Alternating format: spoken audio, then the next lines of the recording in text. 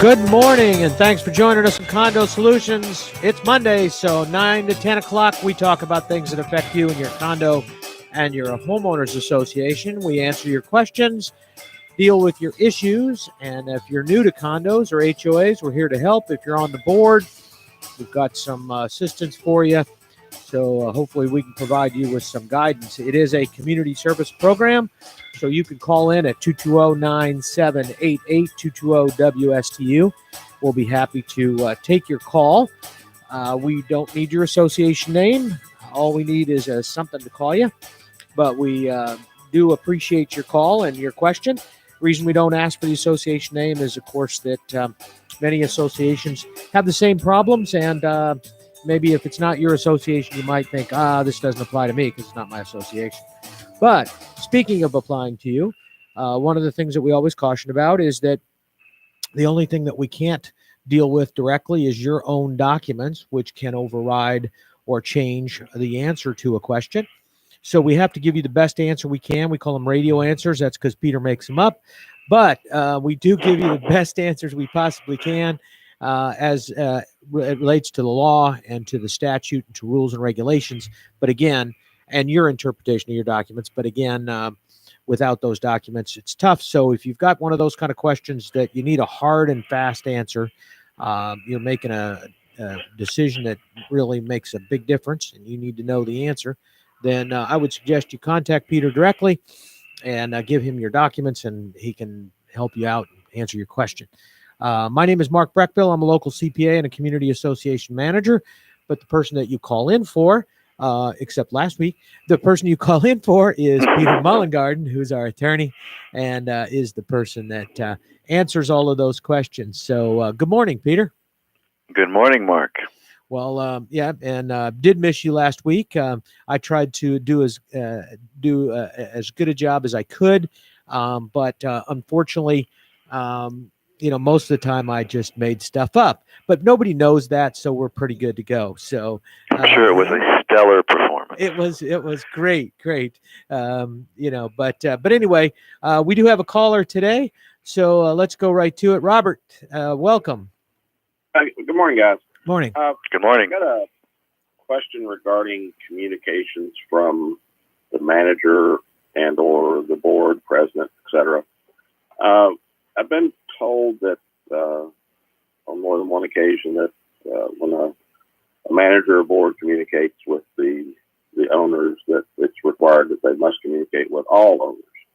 And my question is on things such as you want to get a notice out that the pool heater is not working, or you've got a water line break, or just something of a timely significance.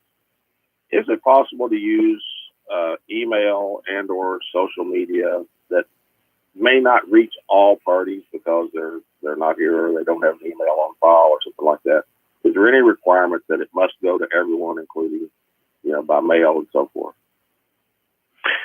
Well, there's only a few notices that must be sent to everyone. Right.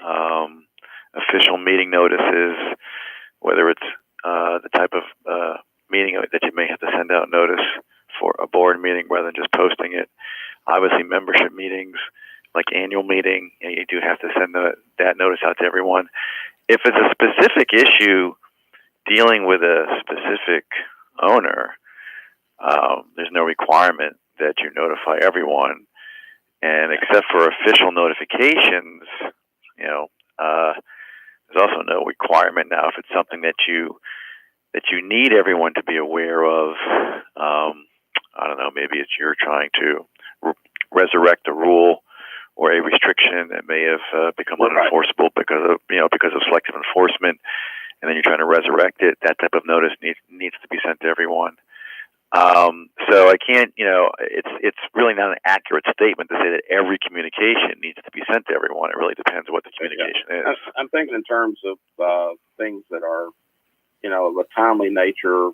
We had a water line break. We got to shut the water off in part of the section of the neighborhood for a brief period of time, or there's, the pool heater's down. It's going to be repaired, be back up tomorrow. Type thing. We've got a sizable social community or a Facebook group that there's quite a few, really more members on that probably than we've got in the neighborhood. That, if you posted a simple note to that, given that explanation, it would reach more people faster than any other method. But I've always been told that you can't do that because you have to be able to reach 100% of the people. It's Robert. It's interesting that there's some kind of misconception that you got to reach 100%, or you got to get there's different types of communication, as Peter is saying, and some of it does, yes, require 100% that the people have to be notified. Some are emergency disclosures. You want to notify as many people as quickly as you can. But on something like that, where you're talking water main thing and things like that, you're just getting the word out on whatever methods you can as quickly as you can. So, go ahead. And to those who are affected. I mean, if you have one building that the water's going to be shut down, you got to notify that building, okay? Or one section of the neighborhood. And if owners have given you or allowed you to have their email addresses, for notification purposes, then clearly you can notify them by email. On something like that, myself, as if I was managing a property, I would get out the notification on whatever methods I had. If I had email addresses, I'd get it out that way. If I had social media, I'd get it out that way.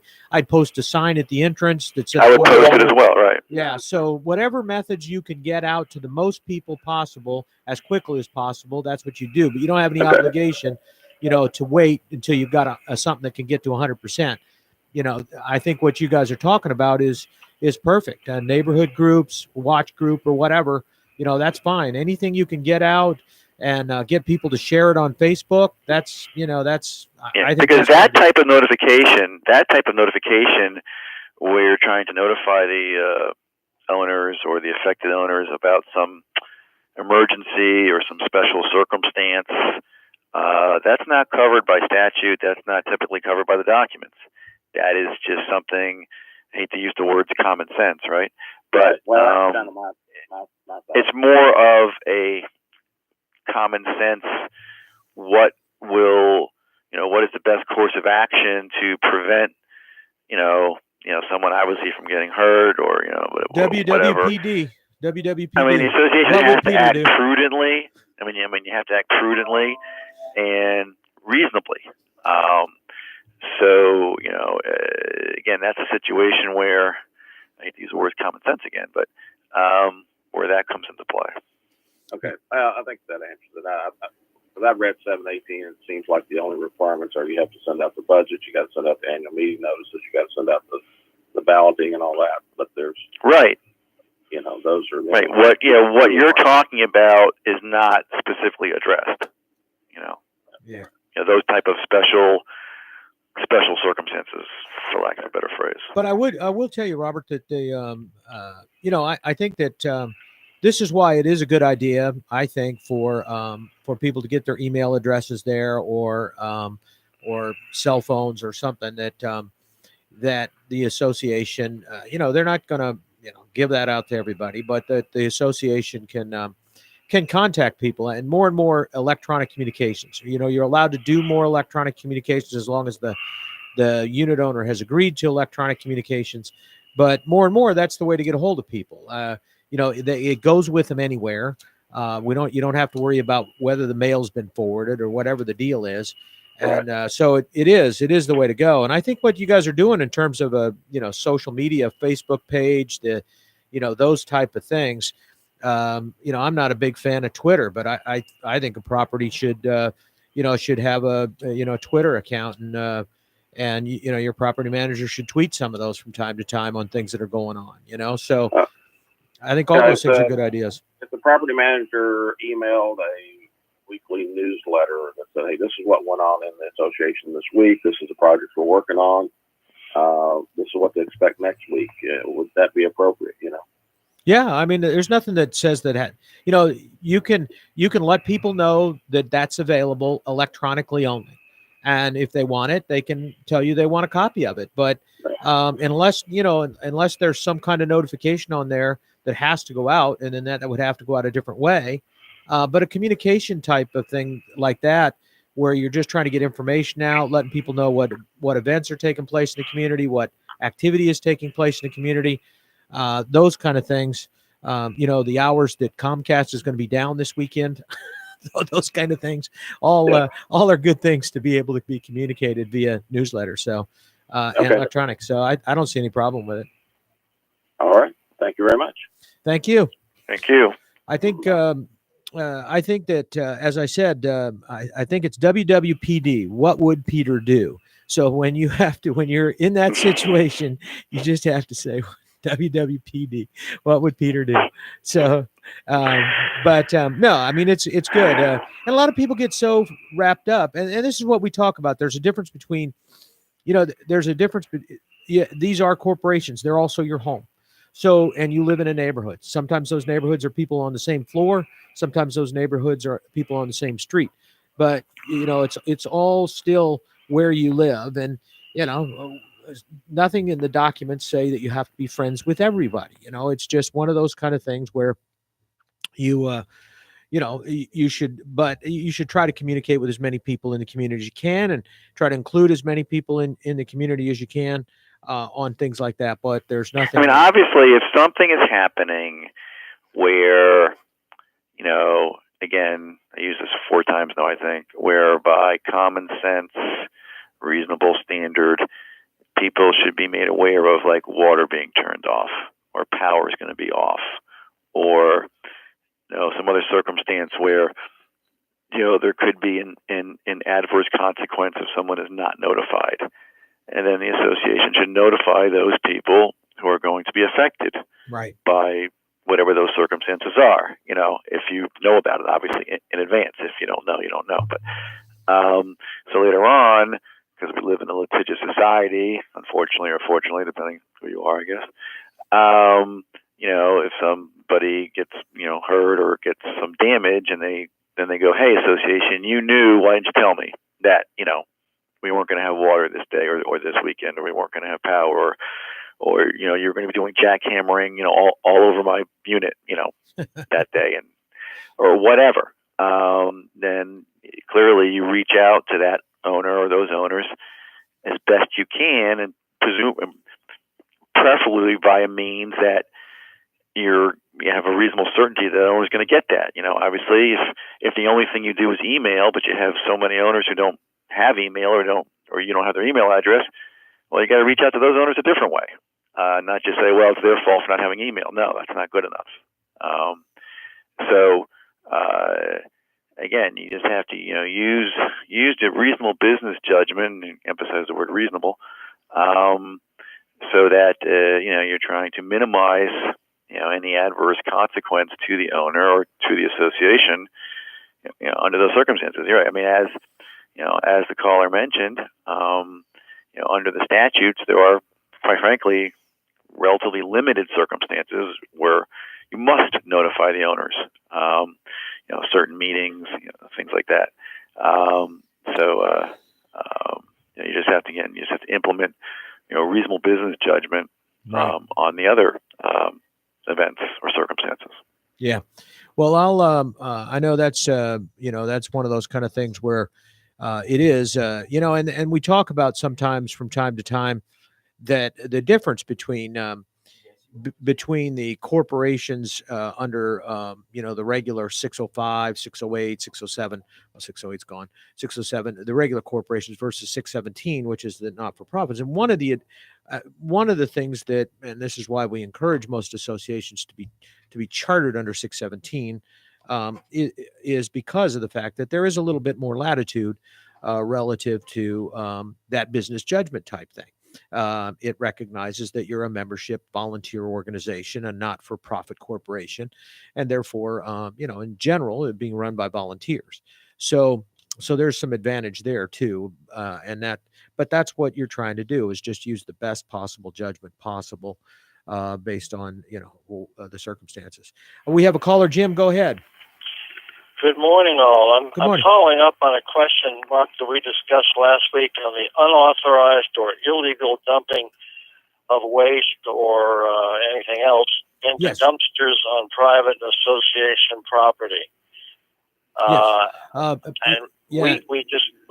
You worked that around very well, but we both agreed that Peter might be more helpful in this regard.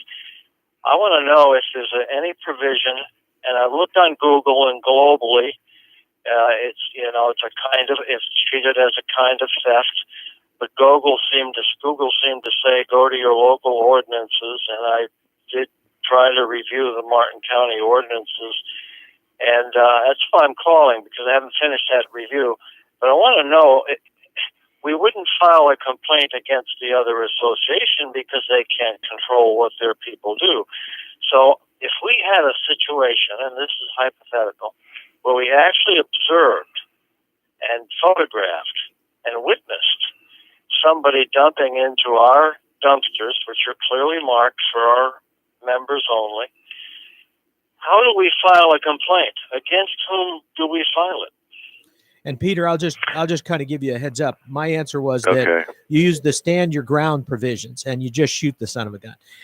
If the next time they do, no, I suggested that that you put up those towers with snipers that's up right. on observation towers. That's like right. A prison. That's anyway. right. No, what I was saying to Jim before is that it is probably there are illegal dumping ordinances, but sometimes getting the correct governmental body to do anything about it, they don't seem to want to follow up. Now I did check, Jim, with my son, who's also an active property manager, and he said in Martin County they will, at least in Martin County, the associations that he's got, they will follow up on that kind of stuff.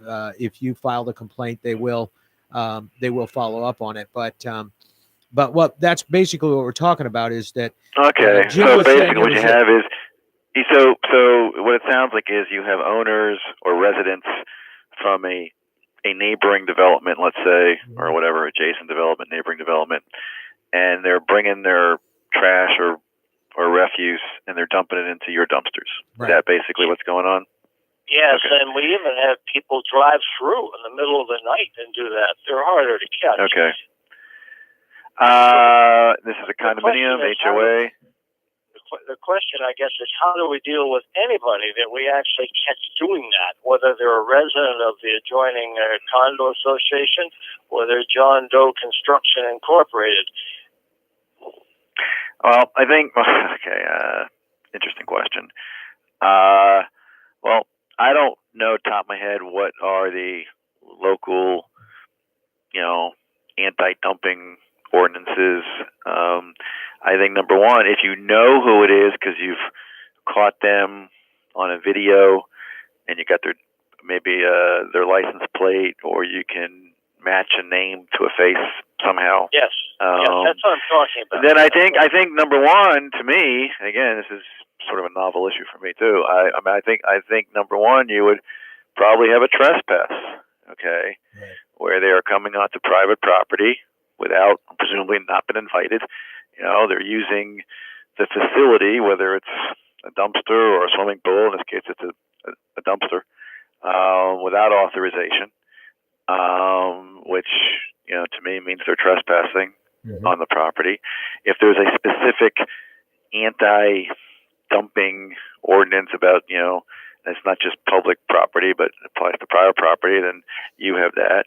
So I would report them, again, if you have a name and a face, or a license plate number, to whatever, police department, perhaps a code enforcement, but I think might start with the police.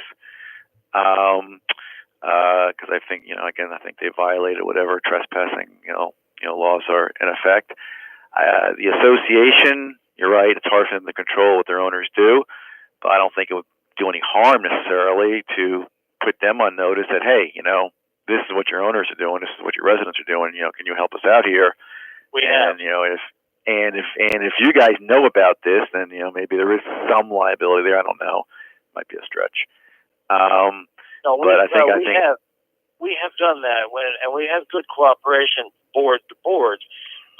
But like we just said, they can't, nor can we control what our individual people do. But we have publicized this. And, have the police? I mean, if you contact the police with the names, have they done anything? Well, we're in the county, and let me go back to Mark. Well, the sheriff's office, the Martin County Sheriff's Office or whatever. Well, if we're going to file a complaint for theft of services or trespass, what's the ordinance or vehicle that we use to actually file it? Well, I don't know. I would let them come up with that. I mean, I would just say these are the circumstances. This is what's happening, Gotcha. And then I think it's their job to then apply those facts to the code. You don't have to. It's not your job to memorize the criminal code, quite frankly, or even the Martin County code. But it is their job to know it. Right. And I would say, look, this is what's happening. This is what's happening. And they say, oh, that's a violation of, code provision 22.9 subsection 4. I don't know, something like that. Yeah. And I think then it was up to, and assuming it is a violation of some criminal code or, other ordinance, that then they should then investigate it, and they should go, because what happens is, or what could happen is, to have a police officer knock on your door, okay, and say, hey, we got a complaint against you doing this, and this, and this is, that might go a long way for most people, not everyone, to cut it out. But Jim, one of the things I thought about after last week, and so I'm glad you called back in. The other thing that I would definitely do is post a sign on the dumpster that says no trespassing for resident use only, private property for resident use only, and post that there so that the person can't argue I didn't know. Yes, we have violators will be prosecuted to the maximum extent of the law. Right. Yep. Well, we haven't done that, but it's clearly marked for use not only of the association but the buildings in the association. Yeah, well, some people just don't give a whatever. Yeah. Okay. And I'm not saying that going to the police is going to be the end. Now, look, there's civil remedies too. I'm sure there's criminal trespass, there's civil trespass. Is it worth filing a lawsuit against these people? Well, depends how bad the problem is. I would start with the police and see if they can help you.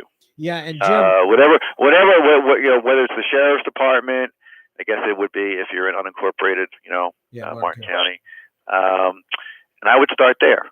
But I would, Jim, I would get the wording on a no trespass sign, and like Peter's saying that it's going to be prosecuted, because then you've given warning that the use of the dumpster by a non-resident is subject to prosecution. Yeah, and you can always add the sign under video surveillance. Right. Perhaps sometimes that's a deterrent. I guess at the end of the day, you're just trying to stop the conduct, right? You're not necessarily trying to put people in jail. Right. You're just trying to stop them from doing it. So whatever deterrent works, I don't think I would start shooting at them like Mark said. But you don't like stand your ground? I mean, I'm not sure whether this is worth it because it's expensive. Some sort of enclosure with a lock and only certain people get keys. But I'm not telling you how to do that necessarily. Because obviously that costs, so these other people don't have access unless they start climbing the fence with their stuff. This is not a simple solution, but obviously you just want to do anything you can to stop it, short of Mark's, jokingly, answer before. But and one of the things that we did talk about, and it was given from a practical standpoint, is potentially reducing the amount of dumpsters and replacing those with regular canisters, so that and then locking up the dumpsters. But you're right. There's people lose their keys and they don't remember the access code and all of that kind of stuff. I know it. So it's great. It's great dealing with people. Well, if there's nobody holding, let me shift gears to a different subject. Okay. This has to do with records and records management. And basically, I'm very familiar. I'm on the board, been on it a long time, and have called you folks over the years often. And also, I have a public sector background before I retired. So I'm used to dealing with records, and I've read the record sections in 718, and I know that some have to be kept in books like minutes, and now forever, permanently. And other things have to be kept for like a year, records till the last previous annual meeting. But in some areas, it's not specified like there's a section toward the end, all other records that involve association, etc. I'm applying the 7-year rule to all these records unless it's stipulated otherwise. That's the first part of a question, and I want to know if that's... I agree with that. Okay. The second question, and this might be a lot of interest here, a lot of your listeners. We, like most associations under the prodding of the legislature, are going over now to a website and electronic stuff more and more. And I'm an old guy, and I'm a file guy, and that's why I'm retiring from the board. But the manager and some of the other newer board members, they're into this records keeping now. And the question is, can an association maintain its records, like bids, general correspondence, financial reports, not accounting records? I know the difference.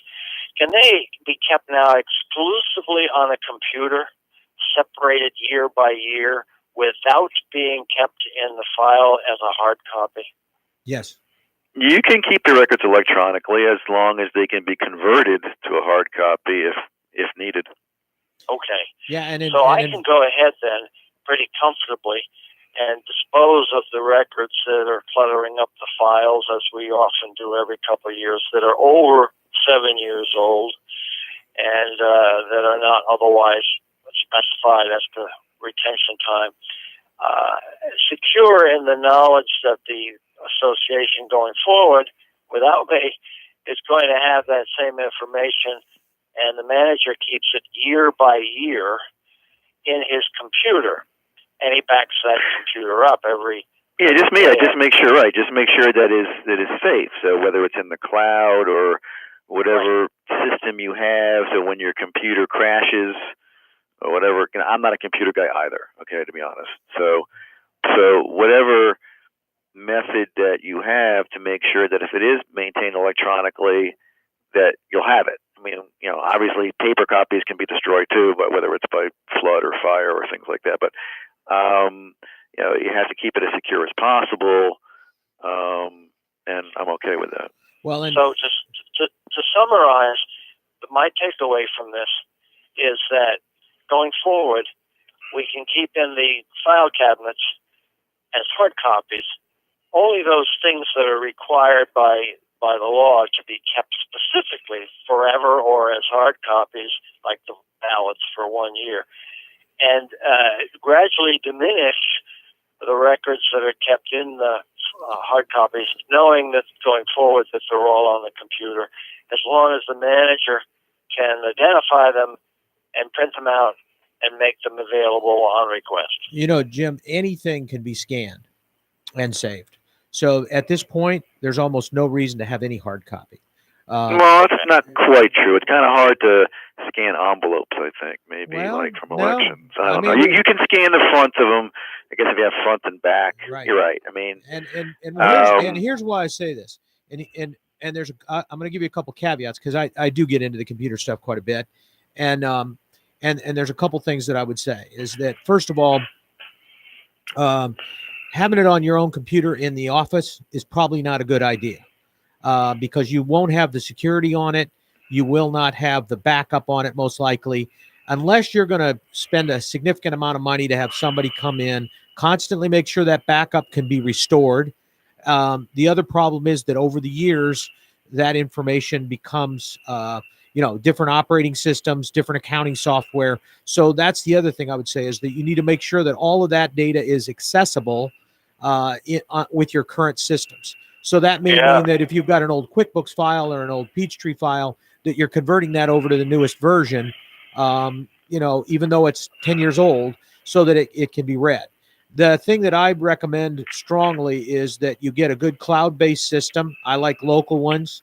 Get a good cloud-based system that's got, that they've got some malware protection. They've got all kinds of data, because here's the other problem. The biggest thing you got electronically, this is why I would never put it on my computer in the office, is you've got this malware, these Trojan viruses and things where they basically load a file onto your hard drive and then later on activate it, and they make you pay money in Bitcoin or they destroy I their heard hard drive. that. Yeah, so that stuff's real stuff.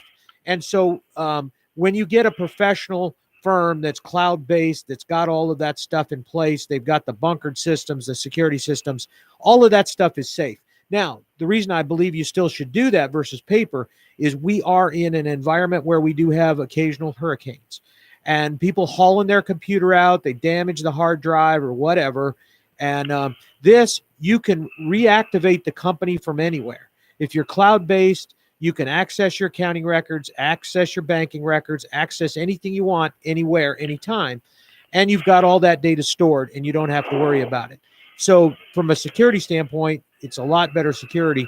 And then finally, you don't have to worry about as much about whether you kept it 6 years or 7 years, because electronic data is so small, takes up so little space relative to the hard drive that, you almost, can clean house every 10 years and you're probably okay.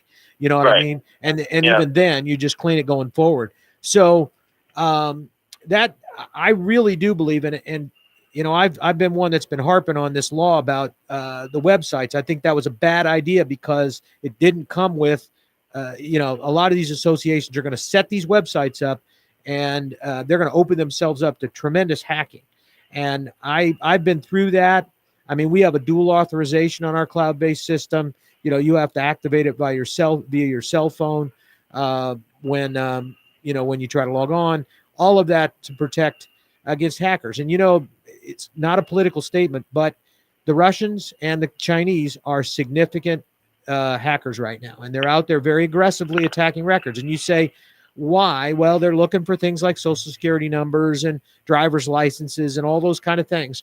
And they're looking for easy places to get those. So the websites are going to be, places people are, if those are hosted on the same computers, unless you've got some good systems and some good protection, you're going to have problems. So, well, that's very helpful, what you've added to what Peter has said. And I am aware that much, at least, of what's going on in the world with regards to this. And like I said, I'm an old guy, and my time has passed. But I wanted to be able to talk to the property manager and the current secretary about this. That's why the call to you. And I'm basically going to say that, yeah, what you're doing on the computer is okay. And the current secretary of the board, he can do that. The trouble is, folks, nobody else, including me, on the board, knows how to do the computer work. So should anything happen to our manager, or should we get into a dispute with the manager and he leaves, we're not going to have any access to the records very easily. Now, I know, and in our contract with him, it specifies that he has to turn the records over and all that stuff upon the end of his time. And he's a good manager, so we don't anticipate that happening. But with this crazy world we live in, Mark, what you just recited with all the hacking, and now, Peter, what you're saying is, yes, it's legal. Unless it's specified, you have to keep it in hard copy. You can put it in the cloud. It just makes for an awful lot of confusion for the next generation.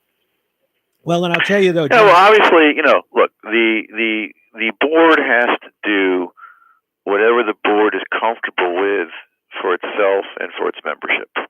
Okay? Right. So, whether you do hard copy, whether you do electronic or some sort of combination, okay, of hard and electronic, as long as again, not to repeat myself because I know I do a lot, as long as the records are secure or as secure as reasonably possible, and as long as, obviously you can retrieve them and get them back if you do change management companies for whatever reason, then I'm okay.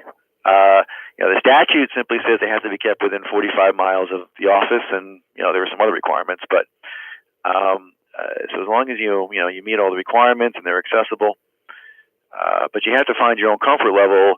If you feel, what, paper is paper is paper, and we're comfortable with paper, and we like paper, then that's a good you can use paper advice. And I think what I'm going to do is, as I'm leaving the board, is prompt a discussion, so at least the new board is aware of this, because most of them don't care and aren't aware of it.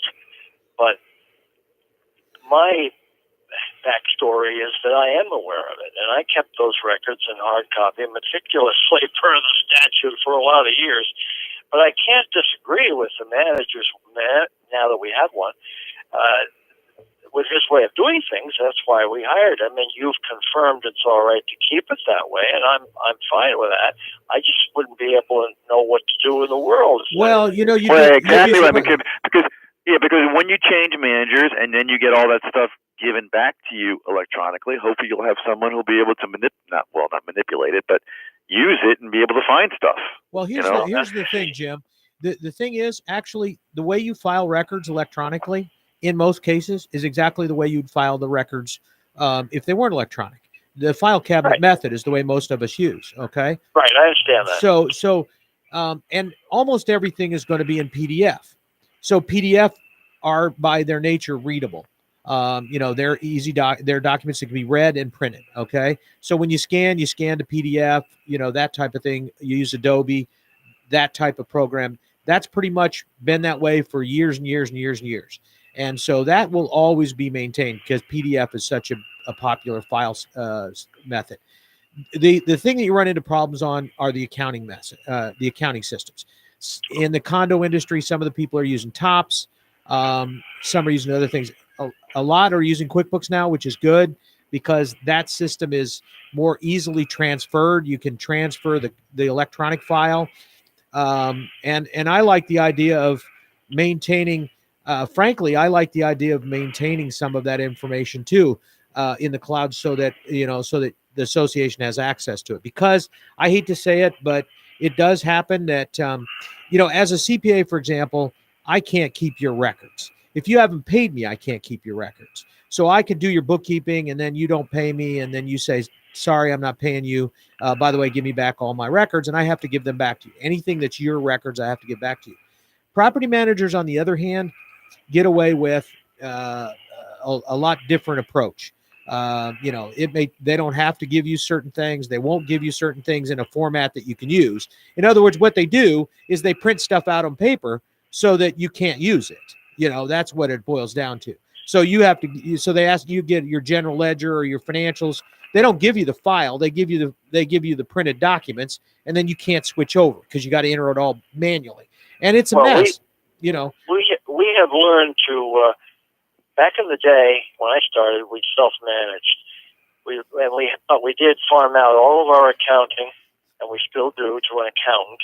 We don't handle money in the association office. Everything goes to the accountant, and then we have our year-end audit, and we do get paper audits, which we notify the unit owners that they're available if what they want them. We do all of those things required by law.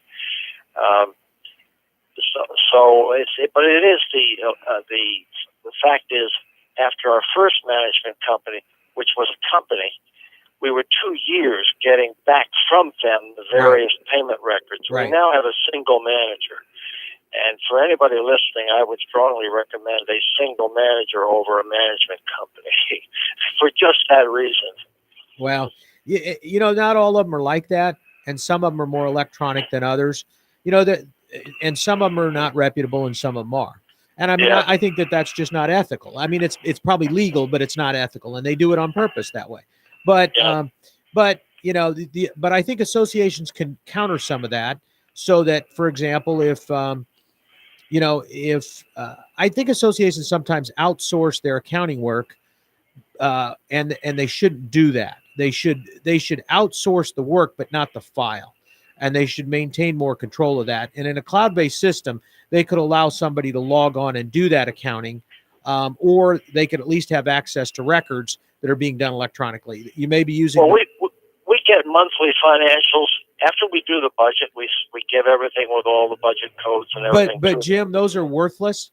Then we get the year-end one, the combination for the 12 months. We get all of that, and then of course we provide that to the auditor. But what I'm saying though, Jim, is those are worthless from a management standpoint, from actually managing your data. Because if I don't have the individual transactions that make up those numbers are just numbers, and they're only good as of a point in time. Right, and that's what we had at the last. We got the 12-month summary after all the 12 months of financial reports that the board gets, which I understand what you're saying, and I agree with you. But we have found, just because of the history of this place, and also because most board members that come on are doing us a favor. Nobody ever runs. We often have vacancies. Nobody wants to do it. So us old timers are still doing it until the point where we have to get done, and hope that it keeps going on right. And we've tried to provide the maximum safety by having the accounting work done out the side of the office now, and not by any management company like before. And then a different person does the post audit and provides us also with additional assistance when it comes to managing our reserve funds. So we feel those bases are, and I'm speaking to you now as a CPA. We feel those bases are pretty well covered. It's the electronic part that scares me. Well, and what I'm telling you is that what's not covered is the accounting side of it. That's what people are really going to need access to. That's what generates the data that people want to see. They want to see what was spent on certain projects, what was spent such and such a time. And what I'm telling you is, without that electronic data, so what happens is you get trapped in with whoever's doing your bookkeeping, because if you leave, they're not going to give you the electronic data. They're going to say, hey, I gave you these printed reports. Those printed reports are worth zero when you're trying to manage that data going forward, because you got to have the individual transactions. So what associations end up with, I see it all the time, and it's difficult for us from an audit standpoint, even just trying to produce numbers as of a point in time, is that we'll get a file that's from March through December. I don't have January and February in there. Well, I need January and February, so I have to manually go get January and February to create a financial statement. But what happens is you don't have that information either, because it was in a different system, and all you've got's paper. And so then when somebody wants to find out something, a board, and they want to say, well, what did we spend on this project? They've got to constantly go find a paper document, a general ledger, search through it manually every single time, trying to find the transaction. And it's very, very difficult and time consuming, and you lose data that way. So what I'm saying is that it's good to outsource. I would find out what system my accountant was using, and I would have that system, and I would ask that accounting firm to transfer that file to me every month. I'd want my data back every single month after they've updated, and I want a copy of the file. So the worst case scenario, I've got a current file that's got maybe that's 30 days late or 30 days past due, and it's my file too. Then I've made it clear, because some of these accounting and management companies will claim that that's their file, not your file. They'll say it's your data, but not your file. And I would make the claim in my contract that it's my file, and I'd want the file back. I believe we get that. I would be surprised, because almost nobody does. I've asked for copies at the year end. I've asked for copies of the year end report with everything in it that goes to the auditor, and I've gotten them every year. Right, but that's coming off their accounting system. They're printing it off their account. So what I'm saying is that as a security feature, I personally, it'll cost you money because you have to buy the software that they're using. But I would want to have that file. I gotcha. Because that's where everything is. And frankly, most of these files have years worth of data in them. And that's why they're so important. If you've been using the same accountant or the same system for 6 years, it's got 6 years worth of data in it. That's where all your electronic records are stored. So if you can't go back and access those, you may have them by paper, but you'll never find it. It's the same reason why the IRS doesn't have a copy of your tax return. They don't have it. You can't. If you get audited, you have to bring a copy of your tax return, because they don't have it. It is in some place way out in DC, buried in a pile, and not any way that you can find it. So yes, theoretically the paper is there, but and that's why they want electronic, because you can't store that much paper. The other thing I would say is, if you have an outside property manager or property management company and you're paper based, look how much they're charging you for supplies, paper, checks, all that kind of stuff. it's kind of a dirty little secret in the property management business that almost an amount equal to the amount they charge you for services is the amount they charge you for other stuff. And a lot of them won't switch to electronic because that other stuff is so profitable for them. Let me ask you this, one last question as we close in on 10 o'clock, because I hope I'm not hogging all the time. But one of the legislative changes made recently was the requirement not only to keep minutes permanently, but accounting records. Now, we are assuming, and I've discussed this with the manager, we are assuming that for us that means the year-end one, the one that shows all of the transactions from the accountant to us and to us to the auditor, as well as the audit reports. We're assuming those are the two things that now have to be, and we kept them anyway, but now that have to be kept permanently. Do you agree with that? The permanent, if I recall, I don't think the accounting is part of the permanent. No, I think it's just the stuff. I think it was just the documents and the minutes, if I remember. And the financials, the audit report itself. I think I think the financial reports themselves would probably be what they're talking about. The the financial statements that you had that your CPA or would produce or something like that if you have to. I think maybe those would have to be whatever report, the report that you're required to give to the unit owners. That's probably what they're talking about from an accounting standpoint, because the individual records, nobody's keeping any of that. I don't think. I mean, for example, your accounting is normally the accounting companies are giving you that monthly, but they're not giving you every single transaction. They're not printing out their general ledger normally and giving you every single transaction that took place during the year, unless you were leaving. So they would have that electronically, but most of them are not saving it that. Most of the accounting firms are saving it 7 years. Tax purposes, you're only saving it 4 years. But, so I don't, the only thing I think that there probably is you have to show that you provided the financial report, whatever one that was, whether it's a financial report, compilation, review, or audit. Those reports, if it's not a requirement, you should keep those. That's where the history is. I'll leave you with this thought. I think he's right, actually. Anyway, go ahead. It's typically vague with the legislature when they say accounting records. Well, it's 1 through 6. So here's the stuff that you have to keep, for forever. Plans, permits, and warranties that you get from the developer. Your governing documents, your declaration, bylaws, articles, and rules.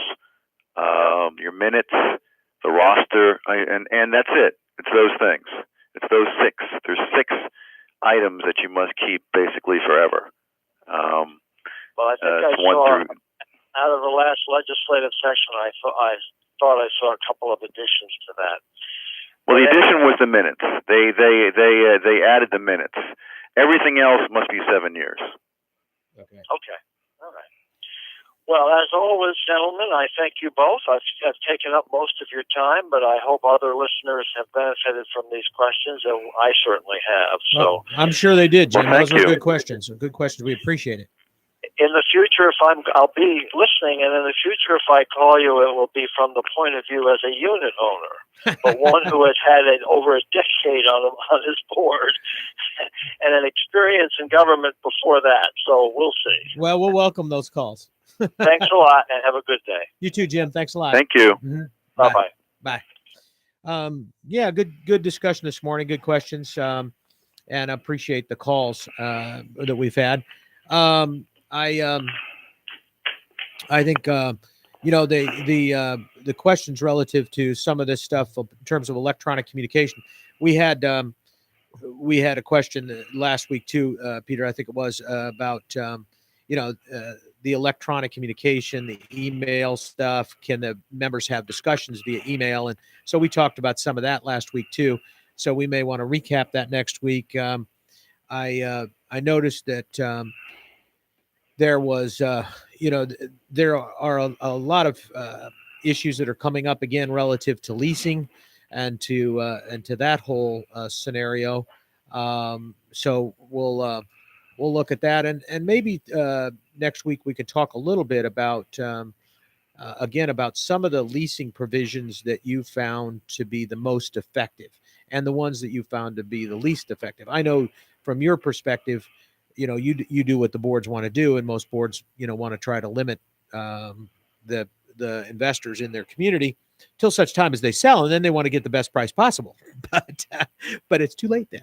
But anyway, so that would be a topic I think next week we can take a look at as well. Anything we got a couple minutes here, but anything that you can think of that you wanted to mention or just discuss briefly here at the end? Well, nothing. Quite frankly, nothing specific. Yeah, nothing we got time to get into in detail. Yeah, I mean, we only have 2 minutes here. I mean, this is, as we mentioned many, many times, you know, we have annual meetings going on and things like that, and election procedures. And I always like to mention that, you know, if you're in a HOA, don't just assume you follow the condo, you know, election process, because you don't. True. You know, you got to follow your bylaws. And I know I hammer on that all the time, but no, that's a good point. That's just a constant thing that I see where people just automatically do what condos do for their elections, and that's quite frankly not correct. You know, it's funny, Peter, that you mentioned that, because my son manages an association, and he was the first manager to notice that the association is an HOA, not a condo association. It's a master association, right? And the members of the master, the board members, are appointed by the individual associations. So they were having this annual meeting. There's no reason to have an annual meeting. Nobody gets to vote, right? They don't have an election, right? That's right. They don't have an election. The associations elect. But anyway, that was kind of interesting. So that was a case that he actually read the bylaws. So it was, you know, and it was a little confusing because nobody expected it to be an HOA type environment. They thought it was under the condo docs. But anyway, so we'll get into some of this stuff next week. I'm glad to have you back, Peter. My answers, you know, although practical, are not always the best. But anyway, we'll be back next week right here on WSTU Digital 1450. We are Martin County's Heritage Station.